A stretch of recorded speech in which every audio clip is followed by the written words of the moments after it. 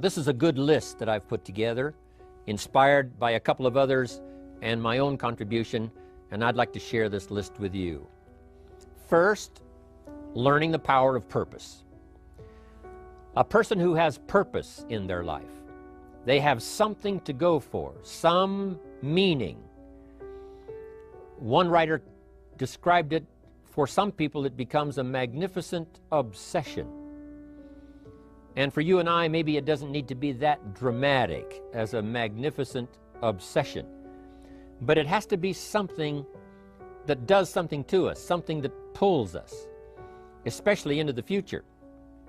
You know, there are many influences on us. One is the influence of the past. Some people are always pulled back by the past. Some people are always pulled aside by the distractions. But here's what's powerful. If you have a list of high purpose in your life, it pulls you toward the future. And the more powerful the purpose is, the stronger it pulls. And here's the other great advantage if you have purpose for the future. It pulls you through all kinds of challenges and all kinds of difficulties. If you don't have these strong purposes for the future, it's easy to get swallowed by a bad day. It's easy to be almost annihilated by a poor month. And it's easy sometimes to almost disappear beneath the waves of a year that goes backwards if you don't have something to pull you beyond that year. So if you want something to pull you through all kinds of challenges, all kinds of difficulties and things that come at you, you got to have something on out there, beyond today, beyond next week, beyond next month, beyond this year, that pulls you into the future. And the clearer it is, the stronger it pulls. The more dynamic it is, the more it affects your life, your spirit, your heart, your soul. It also creates imagination. It gets your mind working on how to achieve that purpose. And if your mind will work, and if your heart works, and if your spirit works, and if you have good input, like good ideas, I'm telling you, there isn't anything you can't accomplish. So that's one of the great powers that'll make a variable of you, and that is purpose. Here's the next one, self-confidence. Where does self-confidence come from? And this is the best advice I can give you on that. Not neglecting, first of all, the small daily disciplines. Self-confidence really comes from feeling good about yourself. And one of the best ways to feel good about yourself is at the end of the day to know that you poured it on. You did your best. If you conducted a meeting, you did the best you could. If you made a phone call, it was the best phone call you could possibly make. If you wrote a letter, it wasn't a casual letter, it was your best letter. At the end of those kind of days, when you feel good about yourself, self-confidence starts to rise. You know that if you can have this kind of a good day, you can have another one the next day, and those days become the weeks become the months, and the month becomes a powerful year. Self-confidence comes from the lack of neglect. If you will not neglect to do the small daily disciplines, that's where self-confidence comes from. Part of good health is self-confidence. I know I'm going to be healthy. I take the Herbalife products. I eat the apple a day. I walk around the block. I do the jogging on the beach. At the end of the day, when you've really poured it on and you've done all the stuff, self-confidence grows. That self-confidence affects your health. It affects your future. It affects your psyche. So this is true. One of the great powers is self-confidence. Self-confidence means willingness to do whatever it takes to achieve. Some people say, well, I'll do it for a little while and see what happens. You know, I'll try a couple of things. If that doesn't work, I'm out of here. And all of us know that that kind of person doesn't have much of a future. But if you're willing to do whatever it takes, if I have to learn a couple of things, I will learn those things. If I got to learn 5 or 6 things, I'll learn all 6. If I have to take an extra class, I'll take an extra class. If I've got to read the books, I'll read the books. If I have to consult with people who know more than I know, I will do the necessary consulting. Whatever it takes, I will do. That starts to develop unbelievable self-confidence. Self-confidence also comes from the ability to rise above your circumstances, to rise above what happens, the petty little things, the discouraging things that would sink everyone else's ship except yours, that would cause someone else to quit early in the day, but you keep going. That kind of willingness to overcome all circumstances, whether it's the little challenges or the big challenges. If you're willing to do that, I promise you, this kind of power will work for you, and in you, the variable, it'll make a difference. The third on the list I had was enthusiasm. And here's what I wrote about enthusiasm. Enthusiasm that's powerful is mostly enthusiasm that is enthusiasm inside, 90%, 10% outside. We all know what the enthusiasm is like when somebody lets us see their enthusiasm, which is like the 90%, and only 10% of it is inside. But the enthusiasm that really affects people is not just being loud, but the enthusiasm that runs deep, the enthusiasm that comes from deep inside, created by self-confidence, created by purpose, created by genuine willingness to help other people. That kind of enthusiasm, knowing that you're going to get the job done, knowing you're going to affect people, knowing you're going to have testimonials flowing in from all kinds of directions. That kind of enthusiasm. A lot of it is quiet. A lot of it is unheard. And the 10% that's heard, it rings a bell. People call it genuine enthusiasm because they know that what you say in the outward display of your enthusiasm is only a small tip of the iceberg of the enthusiasm you feel inside that really motivates you to do the best job you can. Next on my list to help you become the powerful variable is expertise. Wanting to excel in all of the skills and settling for nothing less than an outstanding performance. If you're willing to be the best in your field, if you're willing to demand of yourself excellence in skills, to be the best that you can possibly be, in the training, do the best you possibly can. In doing a workshop, do the best you possibly can. Developing the skills of using your personality, developing the skills of language, developing the skills of influence, developing the skills of organizing. If you're willing to be an expert in all of the skills, Herbalife has the way for you to invest those skills and not only make a handsome living, not only make a lot of money, but if you would so desire and if it would be your purpose, a chance to make your fortune. Expertise, excellence in skills. Here was the next one on my list, making a powerful contribution to you, the variable, and that is preparation. Well prepared. And preparation, of course, involves a whole lot of things. A big share of our life is preparing, getting ready. When we go to the first grade in school, we're just preparing for the second grade. After we've finished 2 grades, the 2 grades prepare us for number 3. Sometimes it seems like a long, excruciating time. And the time will just seem like it'll never come when we can finally have the performance that we really want. But it takes time to prepare. It takes time to get ready. And the decisions you make in the preparation time, those are the decisions that last for a lifetime. Preparing to have a good day. It's that preparing, maybe the night before, maybe the couple of days before the day that you're going to put everything together. The preparation for a meeting means that you've taken it serious. The preparation for doing a workshop means you're serious about the workshop. You want to make the best contribution. That kind of preparation is important. But here's preparation that's very vital, and that is to prepare yourself for success. Life seemingly does not wish to waste success on the unprepared. Life says, why waste a fortune on this person? They're not prepared to do the right things with it. They're not prepared to use it wisely.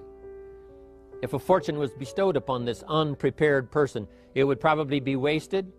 The people that could have been touched won't be touched. What could have been done won't be done because this fortune will have been wasted on the unprepared person. So not only look for fortune, not only look for the promise, but prepare yourself and ask of yourself, what can I do to make myself ready? Because remember, life was designed not to give us what we want, not to give us what we need, but life was designed to give us what we deserve. Every value in life must be paid for, and those that pay are the ones that get it. It says those that give receive. Someone says, I wish to receive, I wish to receive. You don't have to concentrate on receiving. Just become a good giver. It says those that search will find. Someone says, well, I need to find some good ideas to help change my life for the future. Then to find good ideas, that doesn't come because you need them. It comes because you search for them. If you want good ideas, you got to go after them. You got to go to the class, you got to go to the workshop, you got to go to the training, go to the book, right? You got to go to the journal, right? Go where good ideas are being taught. Go searching, go looking, because good ideas are not going to be wasted on those that are not seeking, searching, well prepared. So, prepare yourself to be ready for fortune when it comes, to be ready for challenge when it comes, to be ready for opportunity when it comes. Opportunity comes along and passes by the person that is not well prepared. I want to prepare myself this year for next year. Yes, I wish to be effective this year, but I'm also thinking of ways, how could I be better? How could my ideas be more powerful? How could they be sharper, more clear? How could I reach some people next year that I perhaps can't reach this year? I haven't reached deep enough into my own soul to affect some people. Some people just pass by and say, hey, what a good speech. But how could I make it stronger than that, deeper than that, more powerful than that?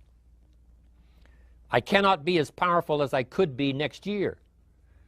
You know, you can't go to the 10th grade in the 5th grade. You just got to go through the grades. But the more you are prepared, when the 10th grade finally comes, now you can cash in and get 2 times, 3 times, 5 times more value from it by being prepared. I want to do my best this year for Herbalife, but I also want to get ready for next year, 1999. And then when the year 2000 comes, at the turn of the century, I want to be well equipped by language, by instinct, by temperament, by personality, by influence, to really be valuable the year 2000, 2001, 2, 3, 4, 5. That's my goal. I'm sure it's your goal. Now here's the next one. There's great power in self-reliance. Self-reliance means you simply look mostly to yourself. It would be nice if someone just gave you this, gave you this, gave you this. It would be nice if everyone did their job exactly as they're supposed to do it. But here's what you've got to do. Primarily rely on yourself. Primarily say, I'm the person responsible. And I will learn the necessary skills so that I can help people learn their skills. If I need lots of people to do certain things to build my organization, that is what I must have. But I've got to be the final backstop. I've got to be the final one that people can rely on, so that if this is missed and this is missed, I can catch up, I can fill the gap, I can do the job. We have to do it when we conduct meetings. We have to do it when we conduct training. We have to do it when we're in a class of just a few. What someone might have missed, we're there to fill in. Self-reliance. Primarily, we're learning to count on yourself. So that you can do this, never complain and never explain. Here's the next key power, and that's image. There's many parts to image. The image that others see you as, the image you have with other people. And it's very important how other people see you. If they don't see you as a leader, chances are they won't pay attention. If they don't see you as being in control, chances are they won't have the trust. If they don't see you as knowing where you're going, what you want to accomplish, they probably won't follow. But if people can see you, if you have the image of someone that's in charge, in control of your life, your future, your destiny, in control of the situation, if they see that, that kind of image is powerful. It helps to win the day. It attracts other people. People want to be around people that are in control, that are powerful, but they know how to use their power, influential, but they know how to use their influence. That kind of image is important. But here's a very important image, and that is your image of yourself. self. The way you dress, the way you talk, the way you think, your capacity for learning, all of that is an important image that you have of yourself. The image that you have that if it needs to be learned, you could learn it. If there's a book that needs to be mastered, you could master it. If there's a skill that needs to be learned, why couldn't you get busy now and learn that skill? That kind of self-image, that I am continually trying my best to be the best I can. Because one of the most important places you have to look is into the future, yes. You got to look into the past, yes. You've got to look around, yes. But one of the most important places you have to look is in the mirror. You know, how I appear to other people, that's important. But how I appear to myself is the ultimate importance. That kind of image, to where you'll develop the self-confidence, you'll develop the self-reliance. Now here's another one in my rather short list. The next word is character. Becoming a person of high values, a person of principles, a person of honesty, a person that earns respect. That kind of character. It took character when Mark started to put the marketing system together. How can we have a system that will build in the integrity, that people will know that if this happens, then this will happen. And if this goes wrong, here's the way to fix it. Unless you have the principles and the character and the integrity to put together a viable plan for a wide variety of people, then the system is not going to last very long. And I've been around long enough, and I'm sure you have been around long enough to see a lot of systems that got started, but they failed. And the reason is because they were not constructed with integrity. They were not constructed with character. They were not constructed with doing the right thing. They might have been constructed to take advantage. You know, cash it out as quickly as possible and leave. Mark was involved when others took advantage of him all those years ago before Herbalife. When someone took advantage and didn't have the character, didn't have the principles, and didn't have the character to stay, the character to see it through, the character to do the right thing. So this is important, to develop the character within yourself, that people see you as honest, as fair, willing to do the right thing, willing to be helpful, but always willing to walk the center line, not to pass the line.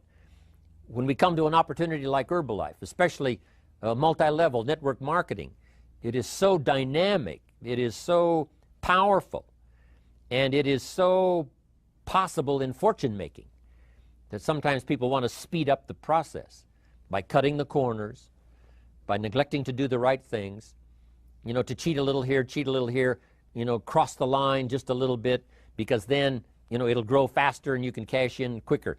Not necessary here. Doing Herbalife right will build your fortune longer and stronger than trying to cut the corners and not doing it right.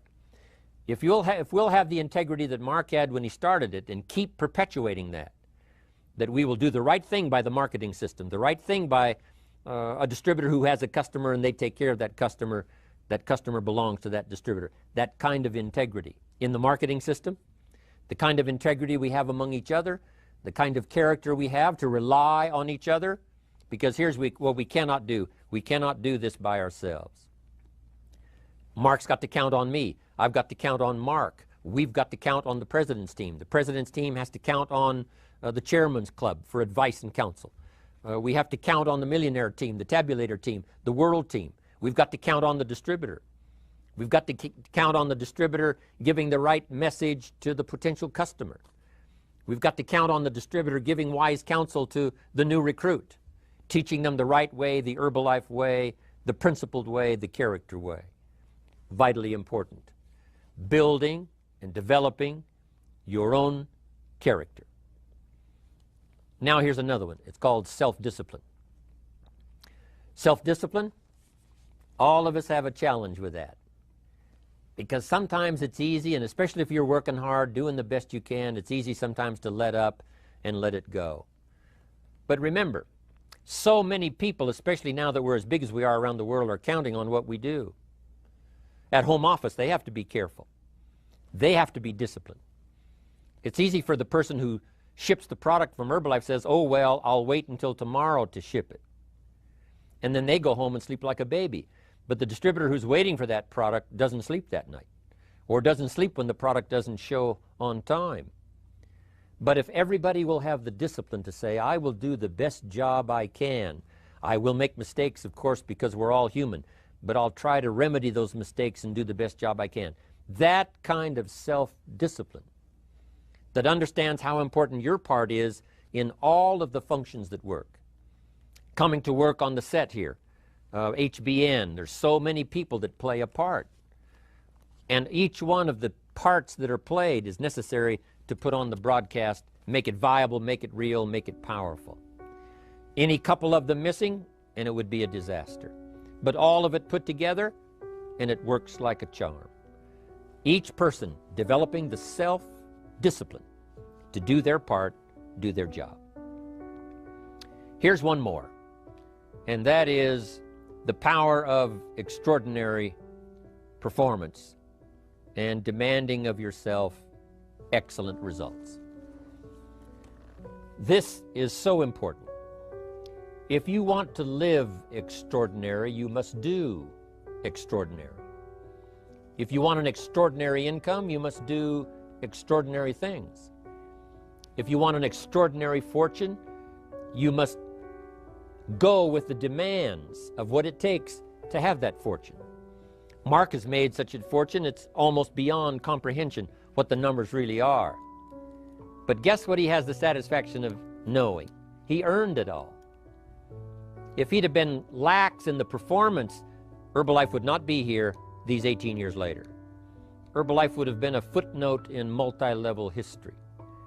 But because he performed year after year, the 3rd year and the 5th year, and the 7th year and the 10th year, and the 12th year and the 15th year, and now performing well in the 18th year, I'm telling you, that's what makes it such a viable fortune for Mark personally, of course, because he did the job. If we would ask of ourselves that kind of performance, and you've got to ask it of yourself. You know, I can't ask it of you. I would try to inspire you. I would try my best to share with you what it might taste like, what it's like to finally make your fortune. It happened for me. But here's what you must do. You must demand it of yourself. Society does not demand that you not have a heart attack. But if you want to escape having a heart attack, you must demand it of yourself. Society doesn't demand that you take Herbalife and improve your health. You have to demand it of yourself. Society doesn't demand that you jog around the block every morning. But if you want good health, you must demand it of yourself. Society doesn't demand that you read a couple of books a week and improve your intelligence and your knowledge. That you must demand of yourself. Society does not demand that you build a financial wall around your family nothing can get through. That's not a demand of society. But you must demand it, if you wish it, you must demand it of yourself. Society doesn't demand that you learn a list of 10 skills in order to ensure your own future and the future of your family. Society doesn't demand it, doesn't require it. It is not a law. But if you want the benefit, you must demand it of yourself.